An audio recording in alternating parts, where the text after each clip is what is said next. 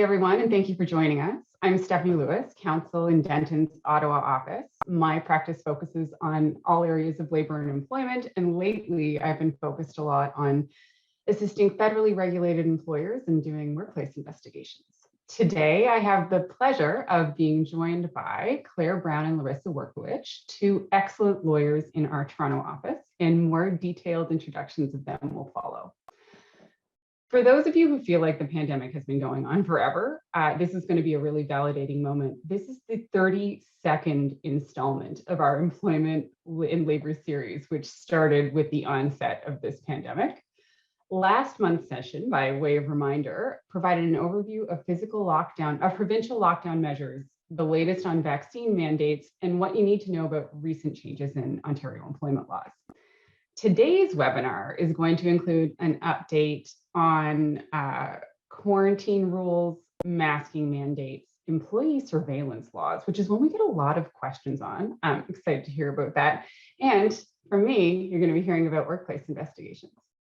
And now to introduce our first presenter, Larissa Workowicz. Larissa practices in all area of labor and employment. And lately, her focus has been on federal employers and doing work in the labor sector.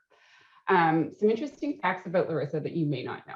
Larissa does so much work that on Federal Ministry of Labor files that they actually reached out to her for feedback on their website.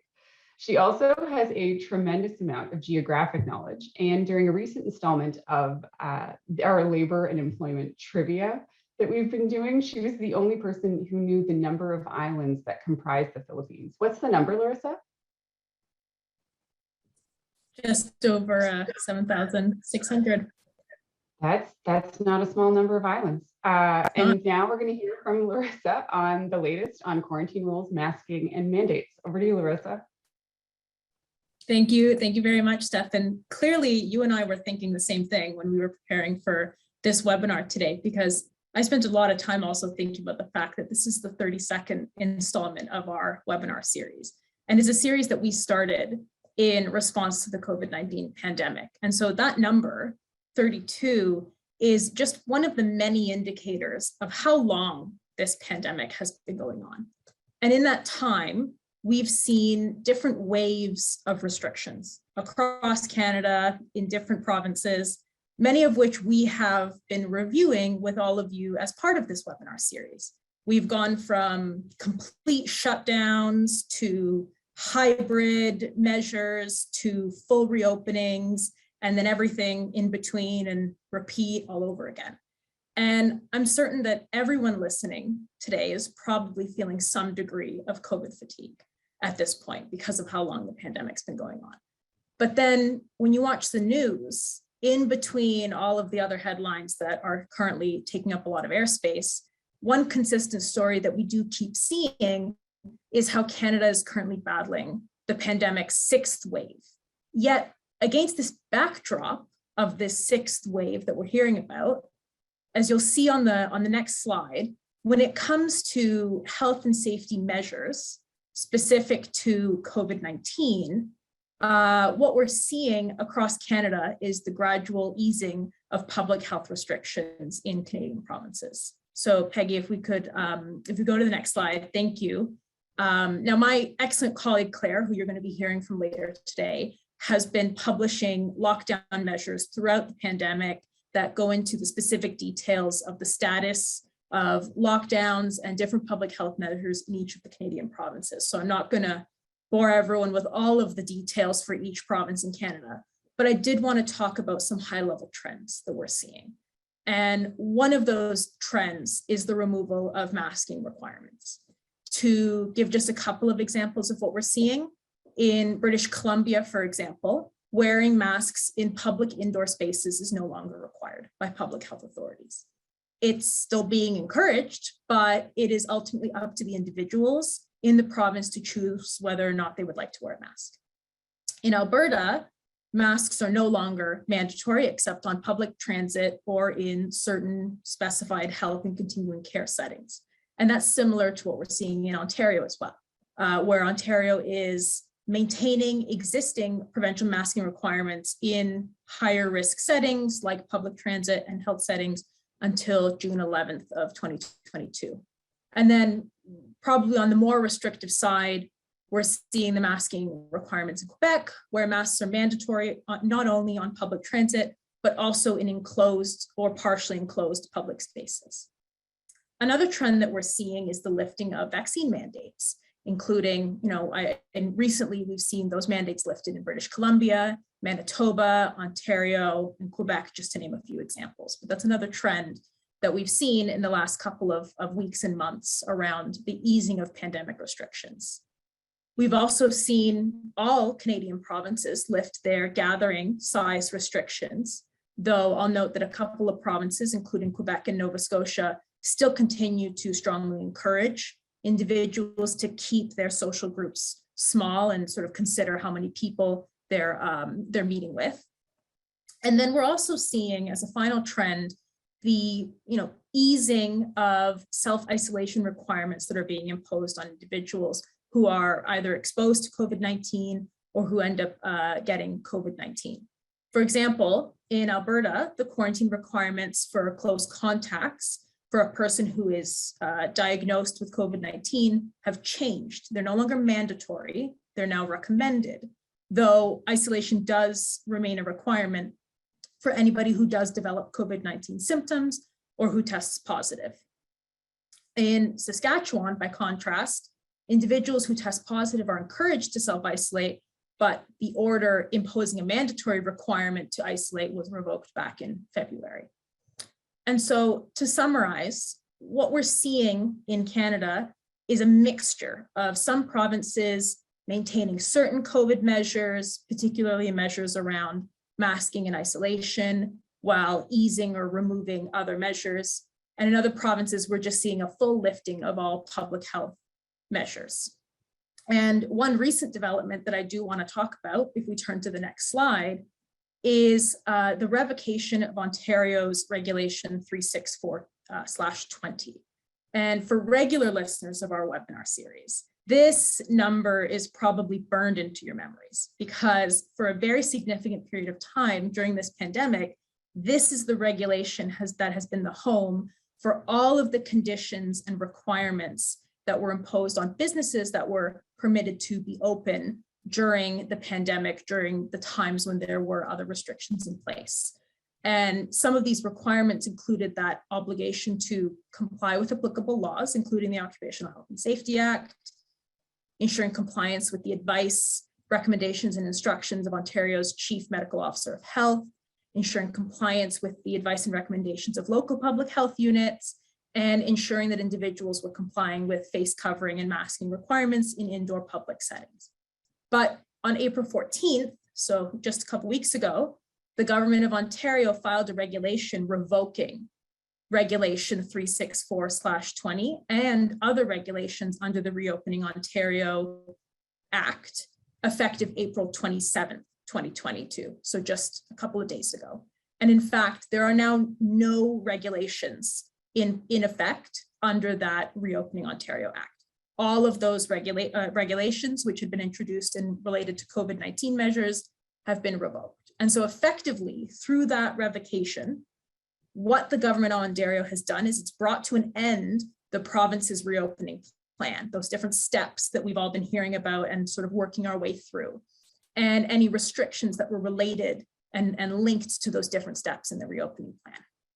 And so with the easing or removal of restrictions like those that were introduced and consistently updated in Ontario Regulation 364/20, the thought amongst many employers is, what measures, if any, should I be continuing in my workplace, especially with all this news around this sixth wave? And so that's what I wanted to spend the rest of my time today with you talking about.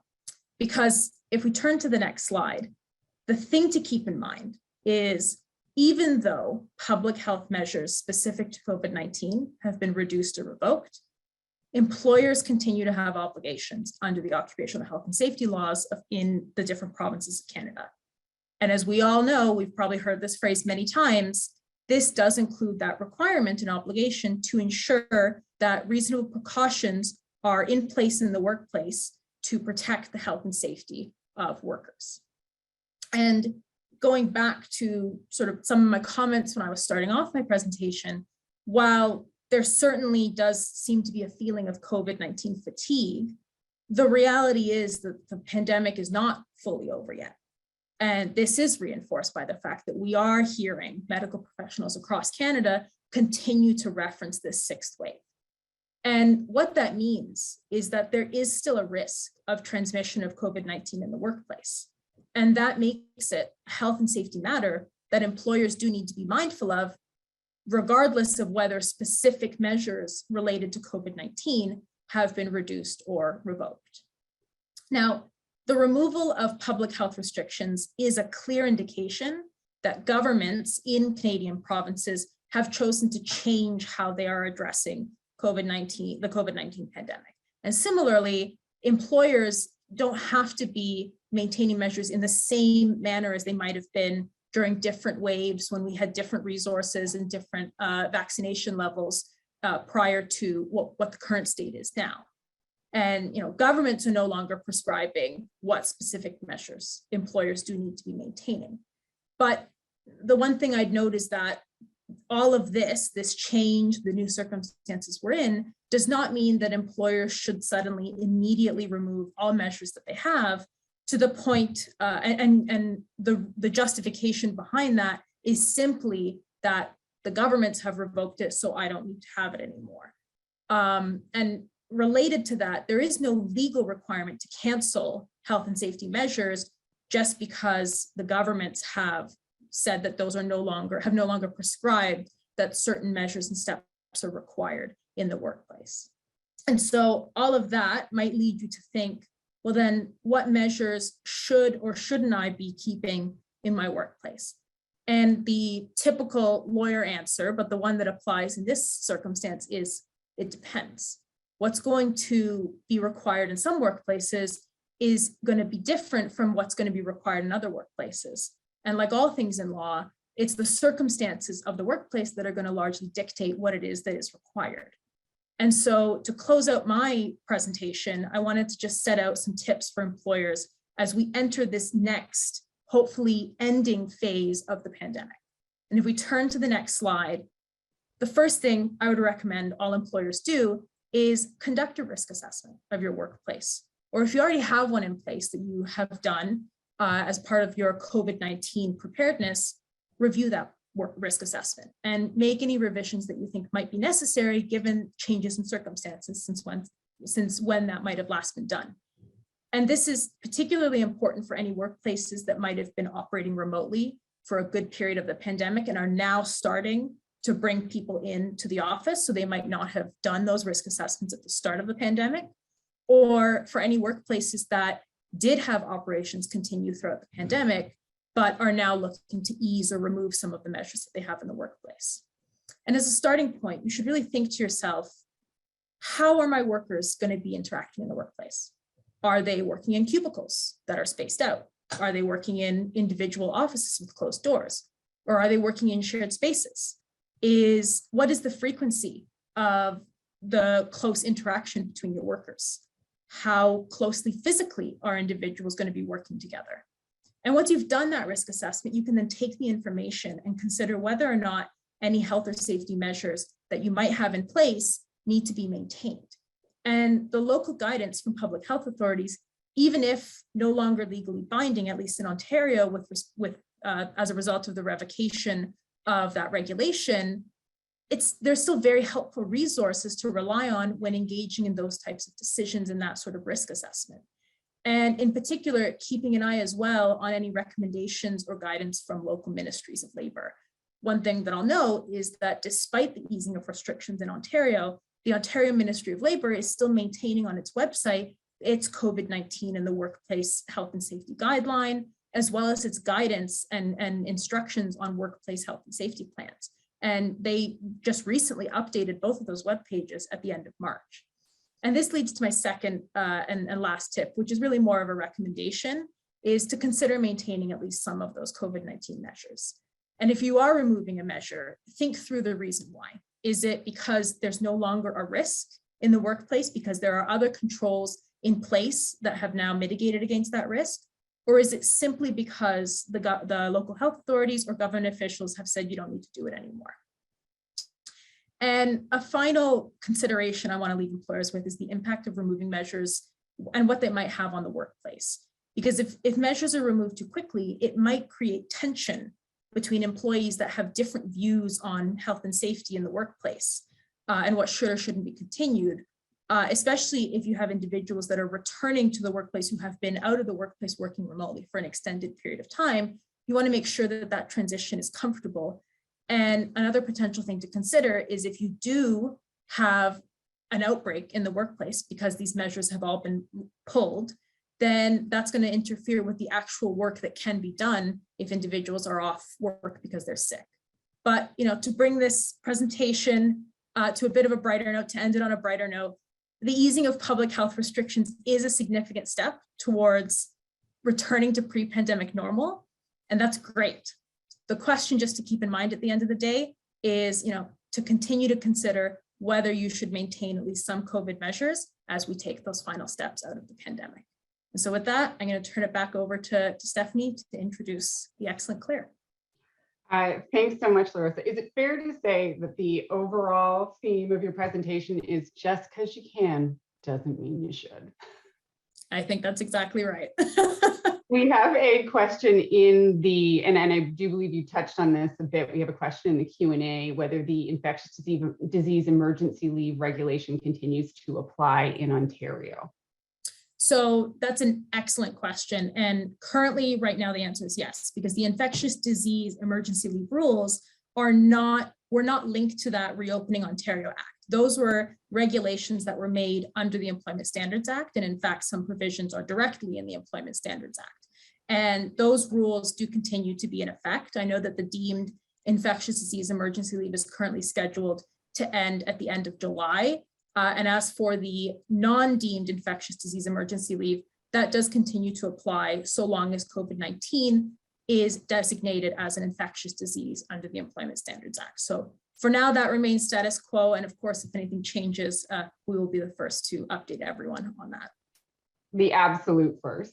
And if anyone else has any questions for Larissa, just pop them in the Q&A and we'll have another period for questions and answers at the end of the session. And now we're going to move over to Claire Brown. And for those of you who know Claire with an E, she's a bright light and she practices in all areas of labor and employment. And lately she's been doing a fair amount of work in the occupational health and safety space. As the spring season approaches, interesting things to know about Claire is that she's looking forward to gardening and visiting farmers markets and picking up some delicious fresh Ontario corn. And the fact that she wrote that's just mean because she's making my mouth water in real time in the middle of the presentation, because who doesn't love fresh Ontario corn? She also loves baking. And another interesting fact, and I love this one, Claire's cousin is the Raptors team dentist. I have questions about the state of their teeth, but we'll get back to that on our own time. We're going to be hearing from Claire now on the laws governing employee surveillance. Claire, over to you. Thanks so much, Stephanie, and good afternoon, everyone. Thanks again for joining us today. As the case law and legislation continues to develop in the area of employee monitoring and surveillance, we thought that it would be helpful to provide you with a brief update regarding a few recent developments in this area. As some of you may have heard, as well as you may have listened to my wonderful colleague Janice Pereira's webinar presentation last month, in Ontario in particular, a new section was added to the Ontario Employment Standards Act by operation of Bill 88, otherwise known as the Working for Workers Act 2022, that requires employers with 25 or more employees in the province of Ontario to implement a written electronic monitoring policy.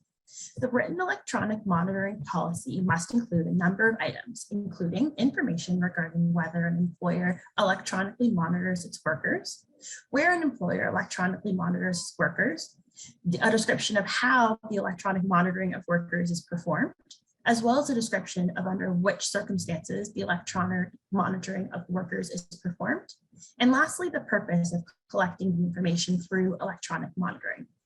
As Bill 88 received royal assent on April 11, employers have until October 11th, 2022, or otherwise known as 6 months from the date the bill received royal assent, to comply with the requirement and implement the policy. We note that the bill, however, does not contain a definition of the term electronic monitoring. However, that being said, and in the interim, while we wait for some regulations to be issued with respect to the terms of the Act, we expect the definition will likely include GPS monitoring, as well as technologies that are used on corporate networks and devices, such as computers, laptops, and cell phones that are provided to employees by employers. To continue our discussion of the development in employee monitoring and surveillance laws, and as highlighted on the next slide, the Supreme Court of Canada has considered whether employees may have a reasonable expectation of privacy regarding personal information that is stored on work-issued computers. In the Queen and Cole, a high school teacher was permitted to use a work-issued computer for incidental personal purposes.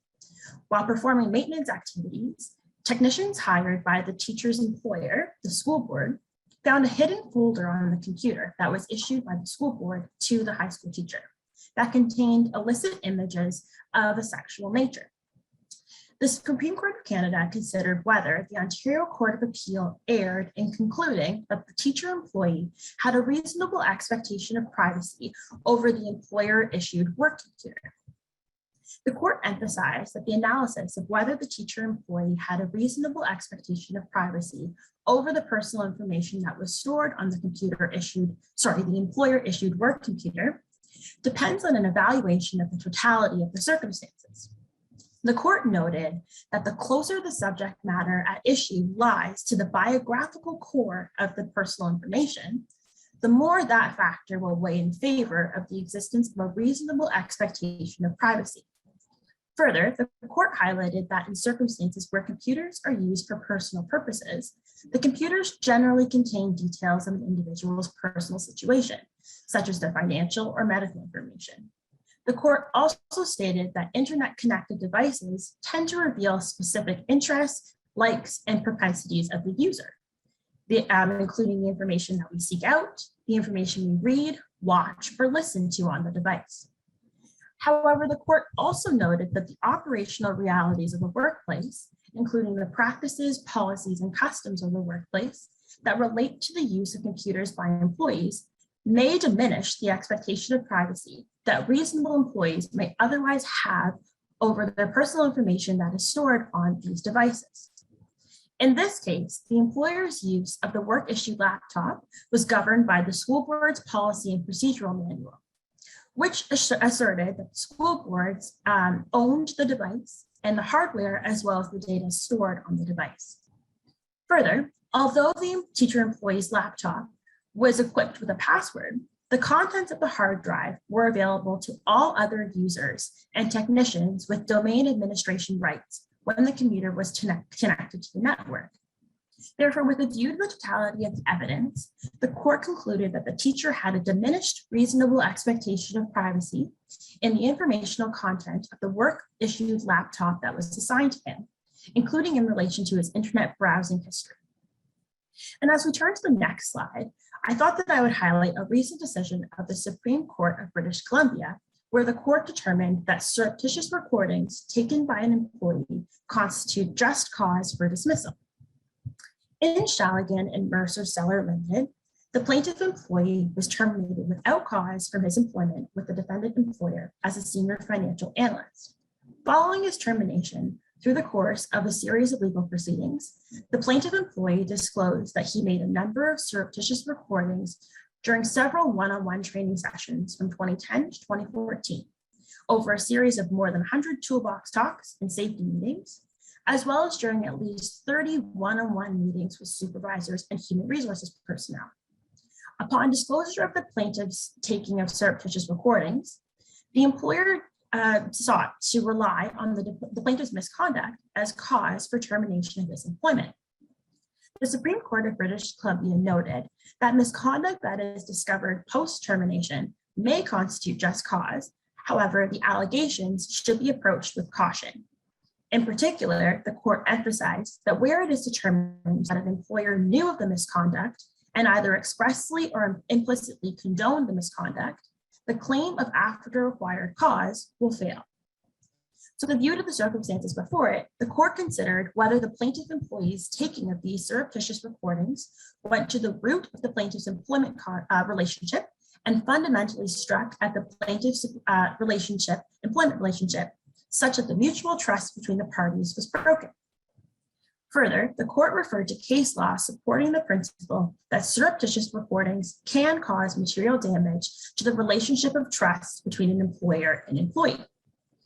Turning to the court's analysis of the plaintiff's actions in this case, the court noted that the plaintiff employee acknowledged that he did not ask for permission to make the surreptitious recordings, as he understood that it would make people uncomfortable.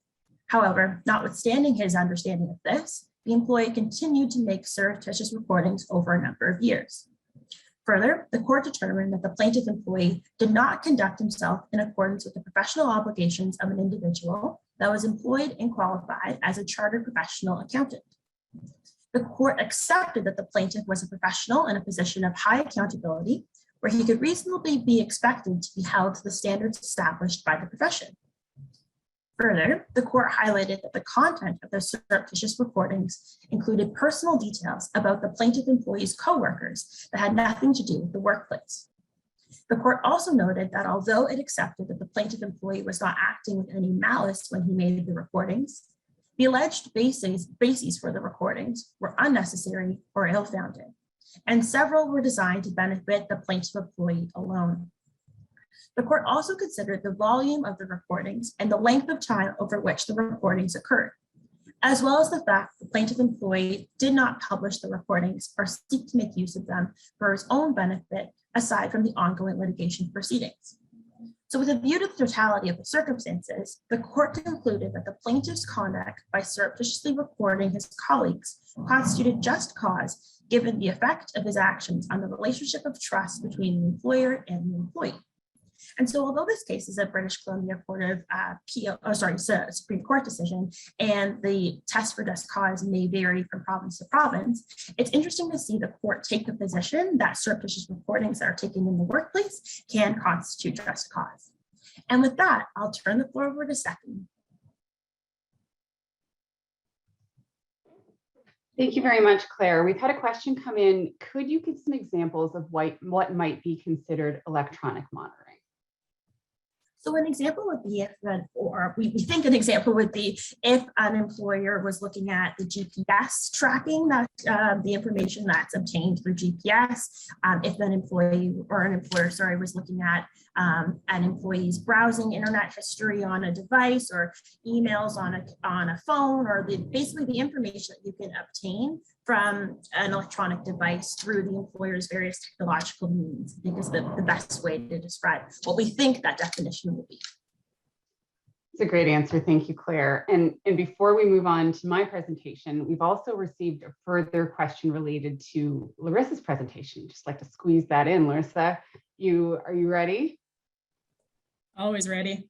The question, you're on the hot seat. Would it not be hard for an employer to justify to continue a proof of vaccine policy when health restrictions are being lifted by governments?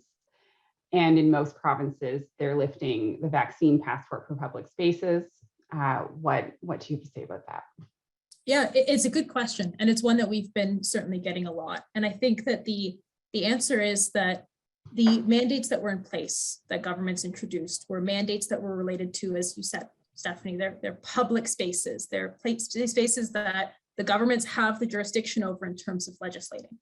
They did not mandate vaccination requirements in public settings, at least a majority did not. There's some nuance to that answer with respect to healthcare settings, but generally these were mandates that were introduced in spheres that the government had control over.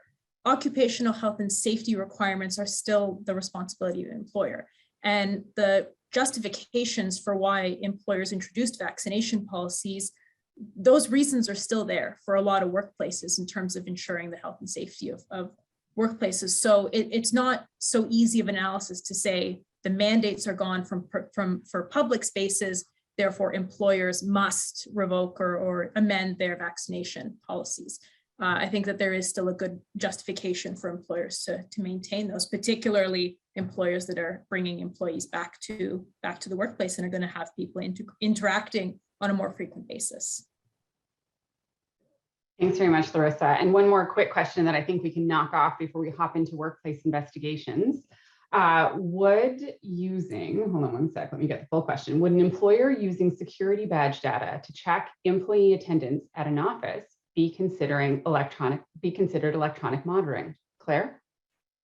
Thanks, Stephanie. So I think the answer would be yes, but the key piece again is since the Act doesn't actually define that term, we don't have the official clarity yet with respect to what that term will encompass. So I would suspect the answer is yes, as there's that electronic base and there's the monitoring component, but we won't know fully until we get that definition and a bit more clarity from the government with respect to this particular policy and its requirements.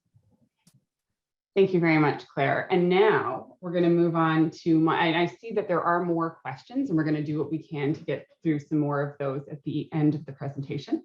And in the meantime, we're going to go for tips and tricks on workplace investigations.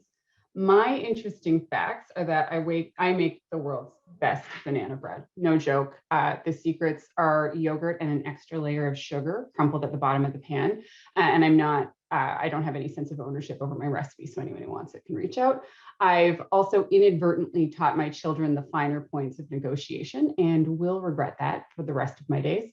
And I really, really love workplace investigations, the rules around them, the interview process, the findings. So let's dig in. Next slide, please.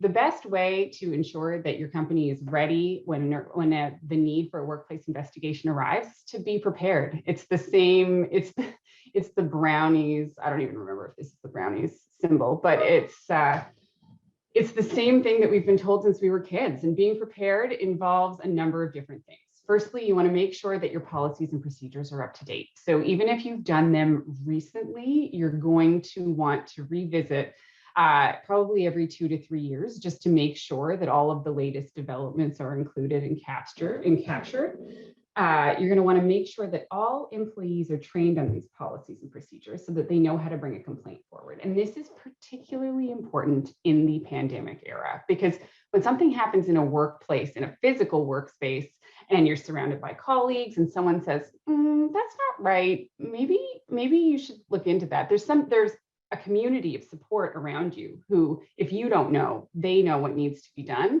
Whereas with things happening electronically and via remote work, somebody could be experiencing things that run afoul of the rules and may not know. So it's extra important right now to make sure that remote workers are up to date on all the policies and procedures. And if you really, really want to knock it out of the park on being prepared, you're going to train some people internally on how to conduct workplace investigations. I'm saying that even though it's not in my best interest, because I'd just as soon you called me and asked me for help. Next slide, please. The biggest question that we get when dealing with workplace investigations is, did someone just complain? Because when people are complaining, they don't come in with their "I'm making a complaint" shirt or holding a placard or saying, "I want to make a complaint against somebody." Sometimes they're just coming into the HR office to have a discussion about something that has transpired. So a lot of the times it's not that clear, and that's why we're getting calls. The thing to remember is that complaints can be informal. When a decision maker hears about the circumstances that led to a workplace investigation, or that probably should have led to a workplace investigation, the question is going to be whether the employer had enough knowledge to trigger its duty to investigate. And so even if somebody doesn't make a formal complaint or reduce something in writing, but they have made the employer aware that there's possibly some potentially problematic behavior in the workplace, that's going to trigger things. And so knowing whether or not behavior that we're discussing in closed door offices or that is being sent to you by email is potentially problematic starts with understanding the definitions. So if we can move to the next slide, please. So these definitions are what, when you guys call us and say, this thing happened, should we investigate? These are the definitions we're using as our guideposts. First, discrimination means differential treatment based on one of the protected grounds under the relevant human rights legislation in your protected province. Some of those grounds include race, ancestry, age, place of origin, sex, sexual orientation, any of the ones on this list. Workplace harassment includes discrimination and is engaging in a course of vexatious comment or conduct against a worker in a workplace that is known or reasonably known to be unwelcome. Highlights there. Even though it says course of vexatious comment or conduct, one incident can constitute harassment if it's serious enough. In a workplace, workplace includes all the places where work is being done or around which work is being done. So it would include a remote work area and is known or ought to be known. So if somebody claims that they didn't know that someone didn't like it, should they have known better? It includes workplace sexual harassment, and we're going to get to that definition shortly, stalking, and it, like I said, can be one of a series of incidents. Next slide, please. So the definition of workplace sexual harassment includes, course of vexatious comment or conduct based on sex, sexual orientation, gender identity, or gender expression. The highlights there: sex is, are you male or female? Sexual orientation is who you're attracted to. Gender identity is the gender you identify as, and gender expression is the gender you present outwardly. So the fact that all of those things are covered is sometimes new information to people. It includes a lot of stuff.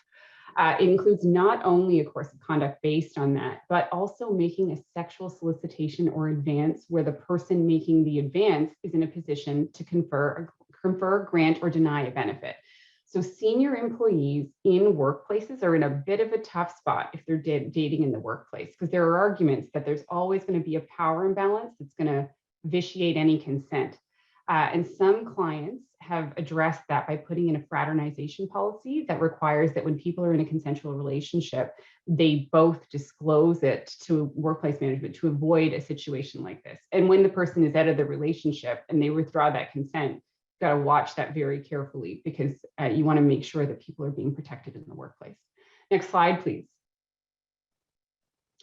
So sexual harassment includes a span of things. It's not just what we think of. It's not just having someone creep up and touch you in the workplace. It includes gestures with sexual comments, verbal comments, denigration of someone's gender.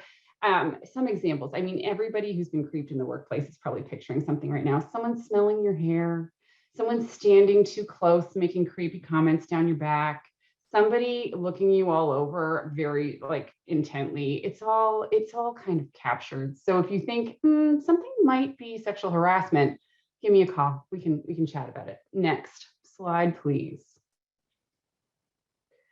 So the first thing to do when you get something that you think might be a complaint or is outright a complaint is to figure out what happened. It's to ask the who, what, where, when, and why, and included in there, you're going to want the names of witnesses, the nature of the harasser's behavior, and the nature of the complainant's own behavior. And the reason this last one is a point is not victim blaming, but sometimes the behavior is relevant. So for example, I've dealt with a harassment complaint before where someone claimed that they were yelled at in the workplace. And then when I got more information about what that person was doing at the time that they were allegedly yelled at, was they were making racial epithets in the workplace. And so there was some yelling telling them to be quiet and shut the heck up. So sometimes that's relevant to the assessment of the context. If a complaint is not in writing, it's a good idea to reduce it in writing and have the person who made the complaint agree with the version that's been reduced to writing, because you're going to use that as the basis for any investigation. And then when proceeding, you're going to want to be mindful of privacy concerns. Next slide, please. So the first thing you're going to do once you have all the information is decide whether or not you need to investigate, because you only need to investigate if the allegations would constitute harassment, sexual harassment, discrimination, if true. And what this does not include is the reasonable use of managerial authority. So if somebody is calling you because they don't like the way their manager manages, or they don't like being managed at all, they don't like being told what to do, they just don't like a colleague, but really the colleague's behavior, it may be annoying and it may be frustrating, but it doesn't meet any of the above definitions, you're not going to investigate. It's only if it meets the definitions that you're going to investigate. And when you investigate, the first decision that you've got to make is on the next slide. are you going to have someone internal or someone external investigate? And these are the criteria that I give my clients when they're making that decision. The first is you're going to consider the expertise of the person who would be running the investigation. There are some issues that require particular skill in order to navigate, and I recommend that people send that stuff out. So sexual harassment allegations, those are pretty complicated and can be pretty tricky. Issues dealing with cultural awareness, you're going to probably want somebody who has knowledge of particular cultural sensitivities that may apply. So those are some examples of areas where an expertise in a particular area would cause me to recommend someone refer something out. Experience. If you get a complicated complaint, you're probably not going to want someone you just trained on workplace investigations to handle that as their first investigation. You might want somebody who's been through a few rodeos already. Actual or perceived neutrality. The piece on this one is perceived, because we all have faith that our colleagues can take an unbiased view of the facts in front of them. But what's important is not only are they unbiased, but they would have to be seen as somebody outside the company or a decision maker in the event of a complaint as being unbiased. Speed, you want to turn around an investigation in a reasonable period of time. So if you have someone internal who would do an excellent job, but it's going to take them 6 months, you may want to consider sending it out. Efficiency. So how effectively could someone do it? If you sent it out to external, would you be able to do this reasonably quickly? Or is this something that you, if you did this internally, could you do it reasonably quickly? Or is this someone internal is going to take a really long time to do because they're ramping up on all the areas and they need more experience? And resource allocation. If everybody in your company is pretty slammed, you're probably not going to want to put more on their plates. You're probably going to want to refer that out. So we've received a question: what happens if you rely on the Canadian Centre of Occupational Health and Safety's list for federal investigators, vetted investigators, and they don't have the skills or experience? So if they have been vetted, then as a base level, they appear to have been recognized as people with experience in conducting federal investigations. You don't have to use that list, though. The regs require that there is agreement between the principal party and the employer as to the investigator. So if you know someone with particular knowledge who isn't on the list, you can seek the employee's agreement to use that investigator. It's only if that employee does not agree that you really need to resort to the list and choose from amongst that list. I haven't done enough homework on areas of special expertise from the people on that list, but I expect there would be people on that list who have particular areas of expertise in the various centralized areas. The key piece is that the investigator should be at arm's length from the people involved, which is tricky when you're dealing with someone really senior in the company, because it's hard to imagine an investigator being perfectly neutral when there's someone really senior in the company involved, and it may ultimately impact their employment. So when we're dealing with really senior people, I always recommend that people refer it out. Next slide, please. Conducting the interviews. These are things that you are going to consider. The biggest piece that I will raise here, because we're getting a bit tight on time, is you're going to want to hold the interviews in a place where all the other employees don't see people marching in and out, because you don't want people being worried about any potential repercussions or having people know. So if you can do it in a space where people can come and go, it's easier now because of Zoom. That's always something I'm very mindful of. And after an interview, I like to review the notes with the person. It's a best practice with the person who's been interviewed, and have them acknowledge the content. If they provide any clarifications, fine, we work those in. But that way, when you're relying on those notes, when you're making your findings in your report, you know that you've got buy-in from the person who was interviewed, and they can't allege that what you've written is flat out wrong. Next slide, please. Conducting the investigation is my favorite part. I'm not going to spend a ton of time on it here, but it's where you basically take all the homework that you've done and review it, and you make decisions. You make decisions about the written evidence, the witness statements, anything that you've collected in the context of the investigation. And these are some of the things that you consider when you're assessing credibility. Some big ones: does the person have a motive to falsify their evidence? So if somebody is providing rather interesting evidence that doesn't seem to coincide with the facts, we look at, is there a motive? Do they, if there's a finding that so-and-so did such and such, is this person going to suffer work consequences or things of that nature? Memory capacity is another one. If somebody remembers absolutely nothing about general questions, but has a very specific recollection about one thing, that can be a bit suspect. Next slide, please. So if the complaint is well-founded, there are a number of steps that you can take. And the scale is listed here. Do you just manage the relationships between the parties? Are you going to provide coaching or formal training along with follow-up to ensure that the coaching or formal training is actually taking effect? Is there going to be discipline as a result of some sort of founded wrongdoing? Or in the most egregious cases, is there going to be a termination of employment? And what you do with in terms of next steps is going to depend on the assessment of every individual workplace investigation. Next slide, please. So when you're concluding the investigation, and this one's an interesting piece, you're going to advise the complainant and respondent of the outcome. While the Occupational Health and Safety Act of Ontario requires that you notify them of the outcome, it doesn't require that you provide a copy of the report. The report is employer property. There is an exception for federally regulated employers where the Canada Labour Code requires that a report be produced, but it's not as bad as you think, because all the report has to include is the allegations, the findings, and the recommendations. So you don't get into any of the evidence. And that's also come up recently because we've dealt with some investigations recently where people who are the respondents have been no longer employed, whether they've resigned because they wanted to avoid the investigation or whether there were other circumstances that led to them walking off into the sunset. And even if somebody is no longer employed, but they are a complainant or a respondent to a complaint, they still have an entitlement to know the outcome pursuant to the Occupational Health and Safety Act.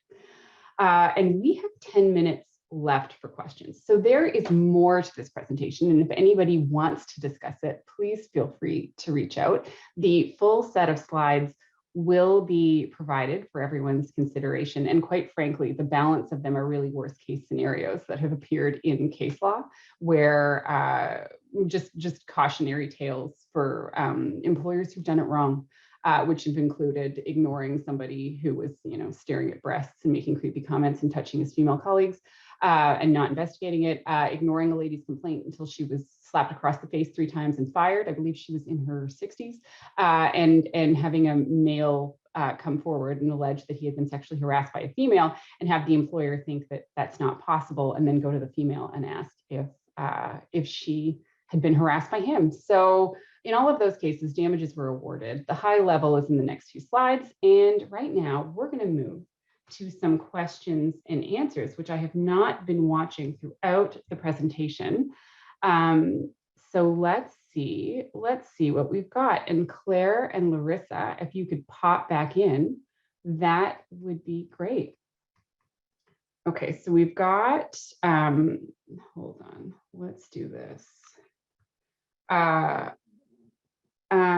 Okay, so I'm going to take the first question while Claire and Larissa review the questions that have come in and let me know which ones they want to take in the chat that we've got ongoing.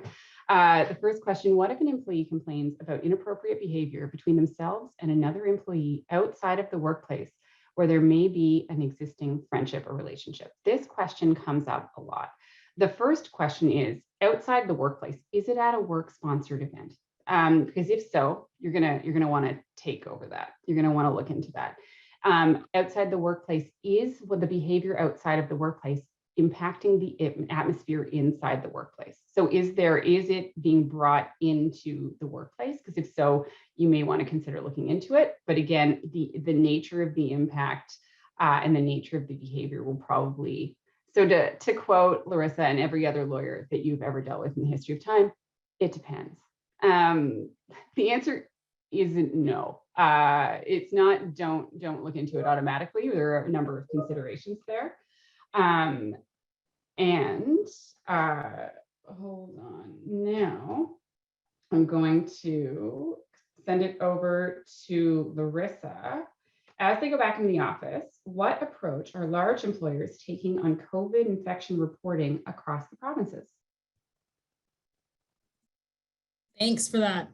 So the answer is that it will depend, and certainly, I think that regardless of the size of the employer, a lot of employers are still doing the same thing, which is, monitoring infections, continuing screening requirements. That's another example of a COVID measure that you're seeing ease a little bit in terms of the formal recommendations or requirements under public health legislation, but it's something that employers are still maintaining because as I alluded to and mentioned in my presentation, transmission of COVID-19 in the workplace is still at risk.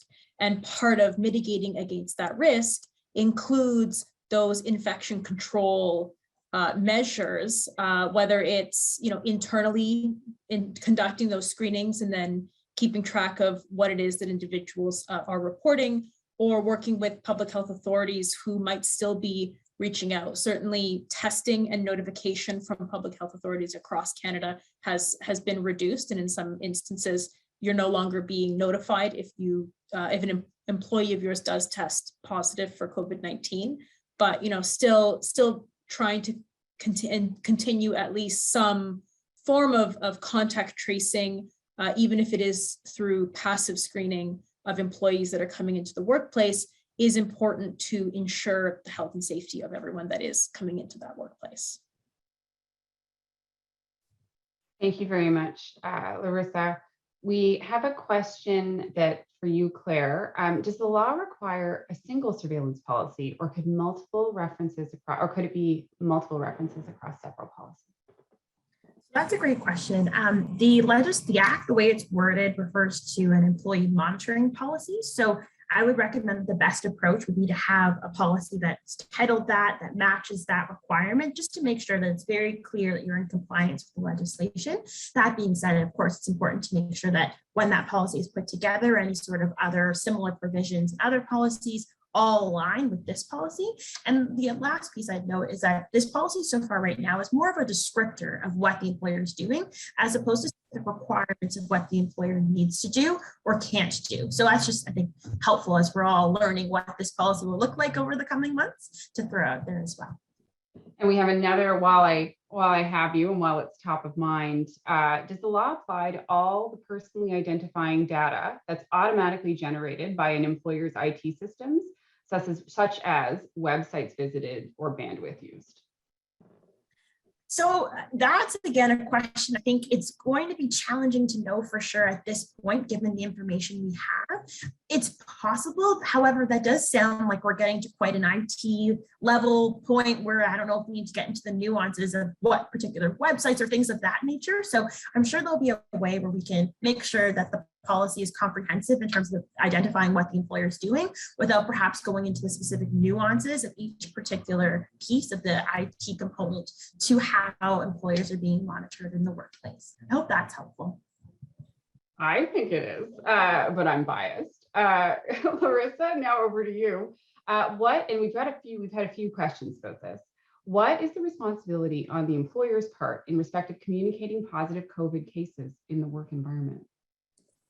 It's a great question, and related to the other question that you just asked me a couple minutes ago. And ultimately, the answer is going to depend on what specifically was required in the jurisdiction of your workplace. So you're going to have to take a look at the public health authorities, any orders, if there are any that are in place in Ontario specifically, making sure and taking a look at the different local health units and any guidance or instructions that have been published there to the extent that they might have introduced orders. But certainly generally when it comes to management of COVID-19 cases in the workplace, conveying information around COVID exposures is usually part of the contact tracing process that employers engage in.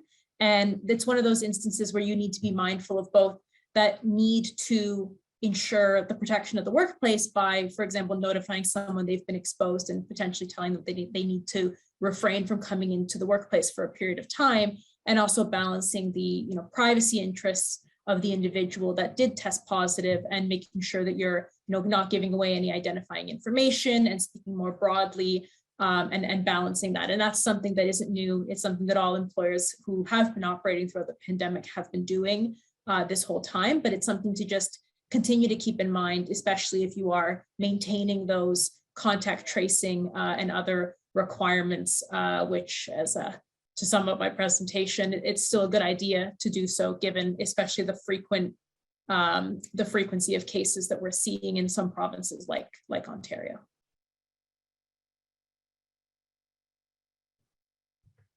Thanks again, Larissa. I just got stuck on mute. It was going to happen once in the hour. I made it all the way to 12:58. Regarding the right to disconnect policy, and we're going to take this one because we're all up to date on the right to disconnect. And Claire and Larissa, if you want to jump in, feel free. Do you recommend employees sign off on the policy? As long as you make it clear that the policy is in place and that it was provided to employees, I'm not of a view that they need to sign off on it. If there's going to be any question about whether employees have seen it and are aware that it's available, if you're such a big company, you may want to consider it. So it depends, but probably not. I'm not of a view that it's necessary. What do you ladies think? I agree with that. I mean, certainly it's not prescribed in the legislation that is required, but the legislation does require you to provide a copy of the policy to your employees. And speaking as lawyers who are always looking for the evidence to back things up, if you do have sign off on a policy, there's no clear evidence that you can provide that you did indeed provide it to the employee, as opposed to if you provide it and don't have that record, who knows if it becomes an issue, but if it does, you might then be thinking, if only I just had them click the button yes and confirm acknowledgement. Which, I mean, I couldn't thank the person who put up that question more, because we are at the hour, and I was asked at the end of the hour to remind everybody that we've got a great disconnect from work policy for Ontario provincially regulated employers with more than 25 employees. And so if you want it, reach out. It's $1,000. And in the meantime, thank you very much to our speakers, Claire and Larissa. Wonderful job, ladies. And to our attendees, it was nice to see all your names and to answer some of your questions. And if ever you have any issues that are employment related, please feel free to reach out. Take care.